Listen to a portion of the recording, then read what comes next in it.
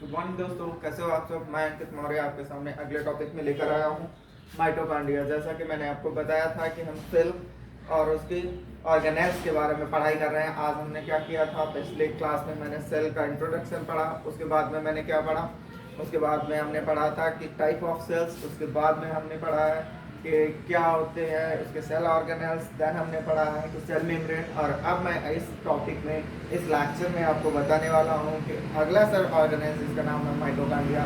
तो जानते हैं हम सबसे पहले क्या होती है mitochondria. You know that what is the mitochondria? It is the power house of the cell. Why we say the power house of the cell?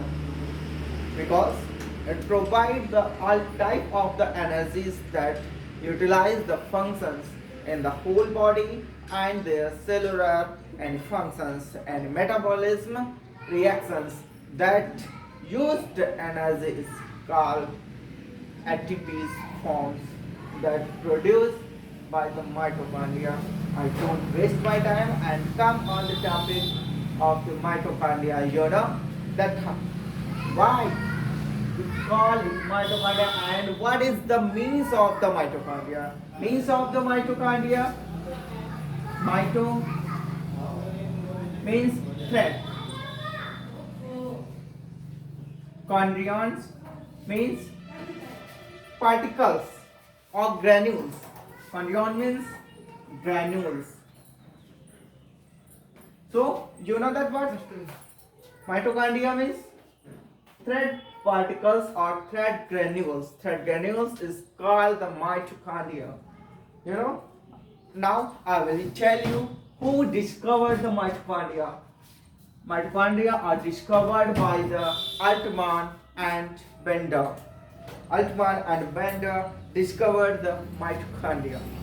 When the mitochondria has the both membranes, it's called the mitochondria, and when their outer membrane is not present, then it's called the pyroblast. तो अब मैंने जो कहा है उसको आपको हिंदी में define कर देता हूँ। हो सकता है अब ये आपको डाउट नहीं हो रहा है। देखिए, तो मैं आपको बताता हूँ कि माइटोकॉन्ड्रिया क्या होती है। ये power house of the cell, मतलब कोशिका का ऊर्जा गृह इसको बोलते हैं। कोशिका का जो ऊर्जा गृह होता है उसे हम क्या बोलते हैं? माइटोकॉन्ड्रिया बोलते हैं। माइटोकॉन्ड्रिया शब्द का जो मीन्स होता है, मतलब जो मतलब है उसका अर्थ क्या होता है, ये दो शब्दों से मिलकर बना है। पहला शब्द क्या होता है? माइटो। माइटो का मतलब क्या होता है? थ्रेड, मतलब धागे। और फिर क्या होता है? कॉन्ड्रियन। कॉन्ड्रियंस का मतलब क्या होता है? ग्रेन्यूल्स। ग्रेन्यूल्स का मतलब होता है कण। धागे जैसे छोटे छोटे क्या होते हैं? कण पाए जाते हैं। इन कणों को ही हम क्या बोल देते हैं? माइटोकॉन्ड्रिया बोल देते हैं। इसकी जो खोज की थी, तो खोज किसने की थी? अल्टमान और बेंडा ने। जब माइटोकॉन्ड्रिया के ऊपर दोहरी मेम्ब्रेन चढ़ी रहती है उस वक्त इसको क्या बोलते हैं? माइटोकॉन्ड्रिया। लेकिन जब एक परत इसकी उतर जाती है तो उस समय इसको क्या बोलते हैं? हम बायोप्लास्ट बोल देते हैं। आई होप आपको इतना समझ में आया होगा। तो अब हम चलते हैं इसकी स्ट्रक्चर की ओर। अब हम देखते हैं माइटोकॉन्ड्रिया की स्ट्रक्चर क्या होती है।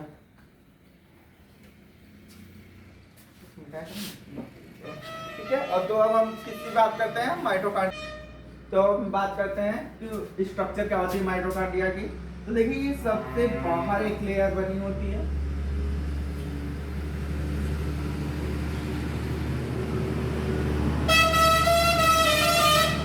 ये बाहर की लेयर होती है, इसे क्या बोलते हैं?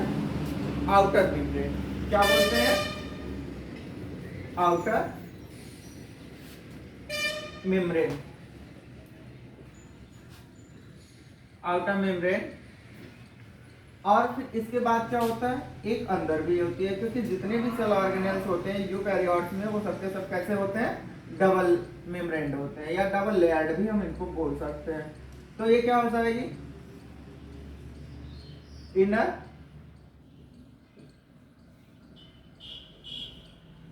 मेम्ब्रेन।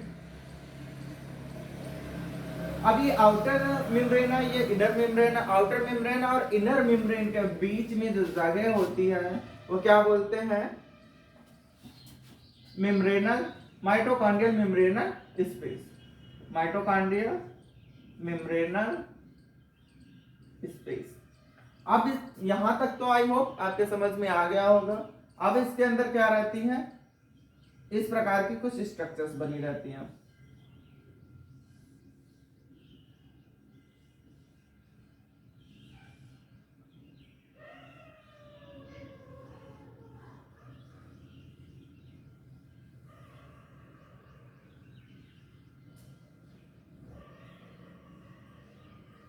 ये फिंगर लाइक जो आपको प्रोजेक्शंस दिख रही हैं, इन्हीं को हम क्या बोलते हैं?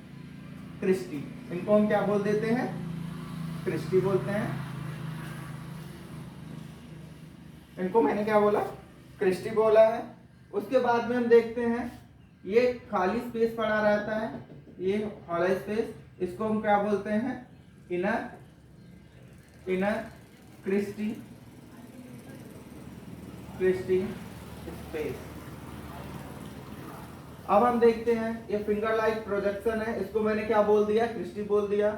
और इसके बीच में हल्का हल्का क्या रहता है? लिक्विड भरा रहता है, और इस लिक्विड को हम क्या बोलते हैं? मैट्रिक्स बोलते हैं। क्या बोलते हैं? मैट्रिक्स बोलते हैं। अब ये हमारे जो फिंगर लाइक प्रोजेक्शंस हैं, इनमें कुछ क्या पाए जाते हैं? स्ट्रक्चर्स पाए जाते हैं, नॉब लाइक स्ट्रक्चर्स। इन नॉब लाइक स्ट्रक्चर्स को हम क्या बोल देते हैं? F1 पार्टिकल्स और ऑक्सिसोम बोलते हैं। इन प्रोजेक्शंस को हम क्या बोलते हैं? F1 पार्टिकल्स और ऑक्सिसोम। और हम इन्हें क्या बोलेंगे? ऑक्सिसोम बोलते हैं। अब हम देखते हैं ये ऐसा एक्सेल ऑर्गेनेल्स होता है जिसमें खुद का क्या पाया जाता है? डीएनए पाया जाता है। ये क्या रखता है? सेल्फ डीएनए रखता है। इसके बाद इसमें क्या होते हैं? छोटे छोटे पार्टिकल्स होते हैं जिन्हें हम क्या बोलते हैं? राइबोसोम्स बोलते हैं। राइबोसोम बोल देते हैं। उसके बाद इसमें क्या पाया जाता है? इसका मैट्रिक्स होता है, कोई डीएनए इसमें खुद का पाया जाएगा, राइबोसोम्स पाए जाएंगे, और कुछ हद तक इसमें क्या पाएंगे? फूड वैक्यूल्स पाए जाएंगे। फूड वैक्यूल्स इसमें पाए जाएंगे। तो अब यहाँ तक आई होप आपको समझ में आ गया होगा। ये इसकी टोटल लेंथ जो होती है, ये इसकी टोटल जो लेंथ होती है माइटोकॉन्ड्रिया की 1.5 म्यू से लेकर क्या रहती? 5 म्यू माइक्रोन तक रहती है। इसकी जो टोटल बर्थ होती है वो कितनी होती है? ये total breadth 0.2 mu micron to 1.0 mu micron यहाँ तक होता है। आई होप आपको ये स्ट्रक्चर समझ में आया होगा। मैं आपको एक बार ये स्ट्रक्चर फिर से बता देता हूँ, अगर आपको कहीं पे डाउट हो तो उसे फिर से आप क्लियर कर लीजिए। जो आपकी माइटोकॉन्ड्रिया होती है, सबसे बाहरी लेयर होती है, उसको हम क्या बोलते हैं? आउटर मेम्ब्रेन होता है। जैसे आपने देखा होगा कि हमारे घर बनाए जाते हैं तो सबसे पहले क्या बनाई जाती है? घर की एक बाउंड्री खींची जाती है। तो वैसे ही क्या होता है? घर के बाहर की एक बाउंड्री है, उस बाउंड्री को क्या बोला हमने? आउटर मेम्ब्रेन बोला है। फिर क्या कहते हैं? हम अपना जो मकान बना रहे होते हैं, घर बना रहे होते हैं, घर का क्या बनाते हैं? घर की दीवार खींचते हैं। घर की जैसे दीवार खींची जाती है तो वही एक घर वाली दीवार है, तो उसको हमने क्या बोला है? इनर मेम्ब्रेन बोला है। इनर मेम्ब्रेन बोला है। और घर वाली दीवार और बाहर वाली दीवार दोनों के बीच में जो खाली जगह होती है, उस जगह को क्या बोला है? Mitochondrial membrane space. फिर उसके बाद में क्या करते हैं? हम घर में अपने हिसाब से क्या बनाते हैं? डिजाइन्स बनाते हैं, रूम बनाते हैं। तो सेम वैसे ही इसने अपने हिसाब से क्या बनाई है? डिजाइन है। ये फिंगर लाइक उंगली जैसी आपको संरचनाएं दिख रही हैं, जिन्हें इसने क्या बोला है? क्रिस्टी बोला है। हम लोग घर में क्या बोल देते हैं? हमारा कमरा है, बेडरूम है, डाइनिंग रूम है, तो वैसे इसने क्या बनाया है? फिंगर लाइक स्ट्रक्चर है, जैसे क्रिस्टी बोला है। अब देखो इन दोनों के बीच में भी क्या है? थोड़ा सा जगह रह जाती है, उस जगह को क्या बोला है?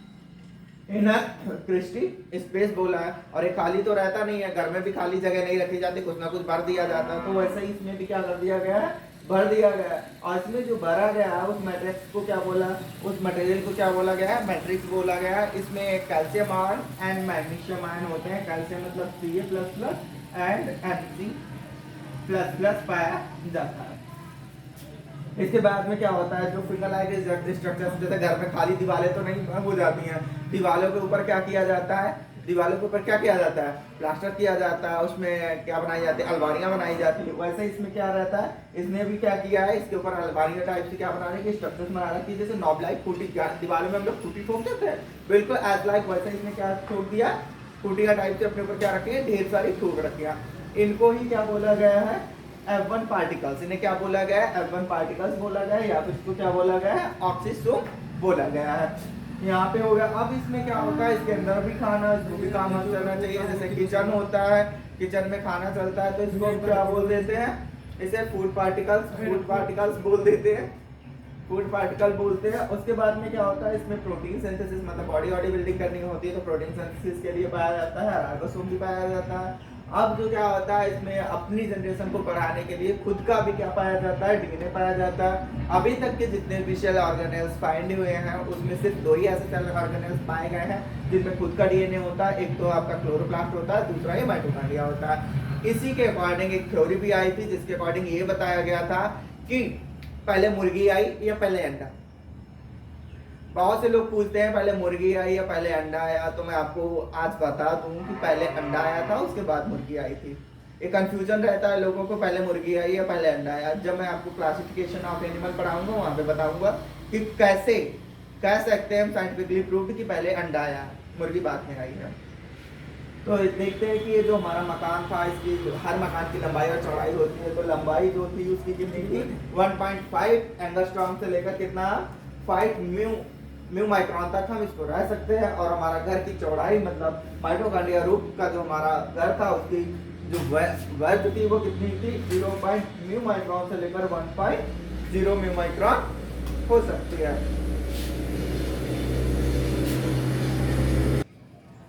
तो अब हम देखते हैं chemical composition of mitochondria. Mitochondria का क्या देखेंगे, केमिकल कंपोजिशन। जो माइटोकॉन्ड्रिया है वो बनी किससे होते हैं, उस chemicals are joined with each other and form the mitochondria. ऐसे कौन से मटेरियल, कौन से पदार्थ हैं जो आपस में मिले हैं रसायन, जिनसे क्या बनी हुई है, माइटोकॉन्ड्रिया है। तो उससे मोस्टली कौन से होते हैं, 3 होते हैं। 3 रसायन ऐसे हैं जिनसे मिलकर क्या बनती है, माइटोकॉन्ड्रिया बनती है। पहला तो क्या होता है, लिपिड होता है जो 70 से 80% पाया जाता है। दूसरा क्या होता है, प्रोटीन होता है जो 20 से 30% पाया जाता है। और तीसरा जो लास्ट होता है वो क्या होता है, न्यूक्लिक एसिड होता है जिससे क्या बनता है, डीएनए वगैरह बनता है। वो 1% भी ओनली पाया जाता है। तो अगली में हम बात करते हैं फंक्शन ऑफ माइटोकॉन्ड्रिया। तो जानते हैं फंक्शंस क्या होते हैं। जैसे फंक्शन का मतलब ही होता है कार्य। कौन कौन से ऐसे कार्य हैं जो माइटोकॉन्ड्रिया करता है, तो हम उनको जानेंगे कि सबसे पहला तो क्या करता है, ये सेलुलर रिस्पायरेशन करता है। तो पहले आप ये जान लीजिए कि सेलुलर रिस्पायरेशन होता क्या है। तो सेलुलर रिस्पायरेशन क्या होता है, जब से हमारी क्या होती है, ग्लूकोज होती है, इसलिए हमको क्या चाहिए, एनर्जी चाहिए। जैसे हमने जो सांस ली है, सांस लेना क्या होता है, रिस्पायरेशन नहीं होता है, इसको ब्रीथिंग बोलते हैं। मोस्टली हम छोटे क्लासों में बच्चों को यही पढ़ा देते हैं, सांस को अंदर खींचना और बाहर छोड़ना, यही श्वसन होता है। वास्तविकता में श्वसन नहीं होता है, इसको हम ब्रीथिंग बोलते हैं। या रिस्पायरेशन की प्रोसेस में आने वाली एक छोटी सी प्रोसेस है, एक छोटा सा उसका पार्ट है। जैसे हमने क्या करते हैं, हमने जो भी गैस है, एयर को खींचा, अंदर गई, कहाँ पहुँचा है, हमारे लंग्स में। यहाँ लंग्स में क्या होती है, कैपिलरीज होती हैं। क्या होती है, कैपिलरीज होती है। लंग्स में जो कैपिलरीज है, अब इन कैपिलरीज में क्या होती है, डिफ्यूजन की प्रोसेस होती है। कौन सी प्रोसेस होती है, डिफ्यूजन की। जैसे हम जाते हैं किसी जगह पे जाते हैं, हम पार्टी में गए, तो क्या करते हैं, पार्टी में क्या करते हैं, हम एक दूसरे को आदान प्रदान कुछ ना कुछ करते हैं। हम उनको गिफ्ट देते हैं और वो हमको कुछ ना कुछ देते हैं। जैसे हमने पार्टी में गया, हमने व्यवहार में पैसे दिए, उन्होंने हमको क्या दे दिया, लड्डू दे दिए। तो वही होता है कैपिलरीज में। कैपिलरीज में क्या होता है, जो ब्लड में CO2 होती है, CO2 को किसको दे देता है, अंदर को जो हॉलो स्पेस होता है, खाली जगह होती है, उसमें CO2 दे देता है। और जो है उसके अंदर की जो जगह होती है, खाली जगह, खाली स्पेस होता है, उसमें से O2 किसे मिल जाती है, ब्लड को मिल जाती है। ब्लड में O2 जाती है और हीमोग्लोबिन जो ब्लड में होता है, जिसमें हीम नाम का प्रोटीन होता है, वो उससे मिक्स हो जाता है, मिल जाता है और ऑक्सी हीमोग्लोबिन का फॉर्मेशन कर लेता है। अब ये ऑक्सी हीमोग्लोबिन ब्लड के साथ वापस कहाँ आता है, हार्ट में आता है, पल्मोनरी वेन के द्वारा। और हार्ट इसको क्या करता है, हार्ट पूरी बॉडी में क्या कर देता है, भेज देता है। अब ये पूरी बॉडी में जाएंगी और जाने के बाद जहाँ भी इनका यूज होना है वहाँ पहुँच के वहाँ के ऑर्गन में जाएंगी, फिर टिश्यूज में जाएंगी, टिश्यूज से सेल में जाएंगी, सेल से किस में जाएगी, साइटोप्लाज्म में जाएगी, साइटोप्लाज्म में कहाँ से पहुँचेगी, माइटोकॉन्ड्रिया में। तो माइटोकॉन्ड्रिया में जब पहुँचेगी, ग्लूकोज को किसमें तोड़ना है, ग्लूकोज टूटेगी किसमें, पायरुविक एसिड में। किसमें टूटेगी, ग्लूकोज किसमें टूटेगी, पायरुविक एसिड में। ये जो प्रोसेस होगी ग्लूकोज के पायरुविक एसिड में टूटने की जो प्रोसेस है, उसे हम क्या बोल देते हैं, ग्लाइकोलिसिस बोलते हैं। अब पायरुविक एसिड जो बनेगा उसका क्या होगा, ऑक्सीडेशन होगा। उसका क्या होगा, ऑक्सीडेशन। ओके, तो यहाँ पे जो हुआ, अगर तुम चलती क्लास में पूछ लेते ये बात तो और ज़्यादा परफेक्ट रहती। ठीक है, तो यहाँ पे क्या हुआ, जो हमारा पायरुविक एसिड था उसमें क्या था, उसको जो हमारी ऑक्सीजन आई हुई थी, ऑक्सीजन से इसका क्या हो गया, ऑक्सीडेशन हो गया। अब जो ऑक्सीडेशन हो गया तो इसमें क्या हो जाएगा, एसिड और क्या बन जाए, CO2 और एंजाइम बन जाएंगे। अब इसमें क्या होगा, क्रेग साइकिल के थ्रू क्या बनेगा, NAD एंड NADH2 बनेगा, जिससे क्या बना जाएगा, ETS हो जाएंगे, और ETS से लास्टली हमें क्या मिल जाएगी, ATP जो होती है हमें फॉर्म हो जाती है। ATP के रूप में हमें ऊर्जा मिल जाती है। एक ग्लूकोज मॉलिक्यूल से के टूटने से लगभग में हमको 38 ATP के रूप में हमें किलो कैलोरी में 38 ATP मिल जाती है एक ग्लूकोज के टूटने से। ठीक है, तो अब हम देखते हैं क्या क्या होता है इसका इलेक्ट्रॉन ATP का ट्रांसपोर्ट। अब जो एनर्जी बन गई है तो उसको क्या करेगी माइटोकॉन्ड्रिया, डिफरेंट जगहों पे भेज देगी जहाँ पे उसका यूज होना है। फिर उसके बाद क्या होता है, ATP ट्रांसपोर्ट में ये होगा। फिर आपका आएगा फैटी एसिड एलोंगेशन। अब माइटोकॉन्ड्रिया क्या करता है, इसमें ऐसे एंजाइम्स पाए जाते हैं जो ये परमिट करते हैं कि फैटी एसिड का क्या हो, एलोंगेशन, मतलब चेन पूरी बने और आगे नया फैटी एसिड बन जाए। फिर क्या होता है यहाँ पे, सिंथेसिस ऑफ बायोकेमिकल। अब देखो बायोकेमिकल में क्या होता है, जितने भी मतलब बायोलॉजिकल केमिकल है, मतलब लिविंग ऑर्गेनिज्म में पाए जाने वाले जो केमिकल हैं उनको बायोकेमिकल बोलते हैं। तो उनमें भी कौन कौन से बायोकेमिकल्स को फॉर्मेशन का काम करता है, पहला क्या होता है, लिसाइथिन, फैटी एसिड, फिर बिस्लॉर, और तीसरा नाइट्रोजनस बेस वाले जो बायोकेमिकल्स होते हैं उनको फॉर्मेशन के लिए क्या करता है, हेल्प करता है। फिर अगला क्या होता है, हीट प्रोडक्शन। अब ग्लूकोज जब टूटती है तो उसमें क्या कर देता है, ये हीट को प्रोड्यूस करता है। हीट प्रोड्यूस किस लिए की जाती है, हमारी बॉडी टेम्परेचर को मेंटेन रखने के लिए क्या करते हैं, हीट को प्रोड्यूस करते हैं। हीट को प्रोड्यूस अगर नहीं करेंगे तो क्या हो जाएगी, हमारी बॉडी क्या हो जाएगी, हमें सही से फंक्शन नहीं करेगी, कि बॉडी को फंक्शन के लिए प्रॉपर क्या चाहिए रहता है, टेम्परेचर चाहिए रहता है। उससे कम हो जाएगा तो एंजाइमेटिक सिंथेसिस डिक्रीजिंग जो होती है, जो फंक्शंस होते हैं एंजाइम्स के, रुक जाते हैं और आदमी की डेथ हो सकती है। अगर हमारा टेम्परेचर होता है अगर कम हो जाता है तो ये हाइपोथर्मिया कहलाता है, जिसके थ्रू भी आदमी मर जाता है। और दूसरा क्या होता है, अगर टेम्परेचर हमारा ज़्यादा हो जाता है, बॉडी का टेम्परेचर ज़्यादा हो जाए तब भी आदमी क्या होता है, मर जाता है। उसे हाइपरथर्मिया बोलते हैं। दो प्रकार से इंसान की डेथ हो सकती है। आपने देखा होगा कि कहते हैं वो बड़ा वाला फीवर, वो दिमागी फीवर बोला जाता है, उसमें टेम्परेचर, बॉडी का टेम्परेचर है 45 डिग्री सेंटीग्रेड से ज़्यादा हो जाता है, जिसमें आदमी की क्या होता है, नर्व्स वगैरह टूटने लगते हैं और आदमी की डेथ हो जाती है। हाइपोथर्मिया में भी ऐसा होता है, आपने देखा होगा जो टाइटेनिक जहाज डूबा था, जिसपे मूवी भी बनी है, उसमें कोई भी आदमी डूबकर पानी में नहीं मरा था। पानी में डूबकर कोई भी नहीं मरा था, सबके सब किससे बने थे, हाइपोथर्मिया से, क्योंकि उनकी बॉडी से बहुत ज़्यादा ही क्या हो गई थी, लॉस हो गई थी, और उनकी बॉडी में क्या हो गया था, सारे एंजाइमेटिक फंक्शंस क्या हो गए थे, रुक गए थे। फिर आगे हम देखते हैं डेवलपमेंट ऑफ मायोफाइब्रस। अब देखो जो लेवी एंड पेपरमॉन्ट थे, तो उन्होंने उनके अकॉर्डिंग क्या हुआ था, उन्होंने क्या बताया कि माइटोकॉन्ड्रिया एक ऐसा एंजाइम्स को सिक्रीट करती है जिससे क्या होता है, डेवलपमेंट ऑफ मायोफाइब्रस का क्या होता है, सिक्रेशन। अब देखो सिक्रेशन क्या करता है, अकॉर्डिंग टू हार्मोनी, उन्होंने क्या बताया, ये लेथाइसिटिक एंड सिंथेटिक दोनों प्रकार की क्या करता है, प्रोसेस को करता है। इसीलिए इसमें क्या होता है, इन्होंने बताया था।